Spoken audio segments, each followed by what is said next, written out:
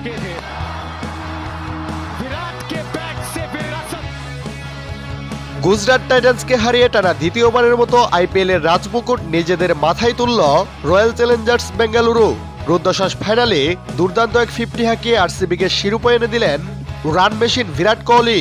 Gallery থেকে বিরাট কোহলির উদ্দেশ্যে ফ্লাইং কিস দিল তার স্ত্রী আনুশকা শর্মা।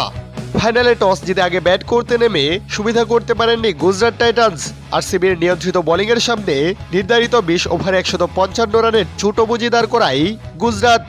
আইপিএল এর মতো হাই ভোল্টেজ টুর্নামেন্টে ফাইনালে এই লক্ষ্য যে কোনো দলের জন্যই মামুলি হওয়ার কথা।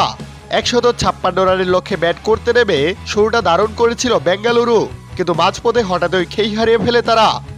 দলীয় 63 রানে 2 উইকেট হারানোর পর আরসিবির শিবিরে কাঁপন ধরান আফগান স্পিন জাদুকর রশিদ খান। ইনিংসের 9ম ওভারে এসে এক ওভারেই রজত পাতিদার ও ক্রুনাল পান্ডিয়াকে 7 ঘরের পথ দেখান তিনি।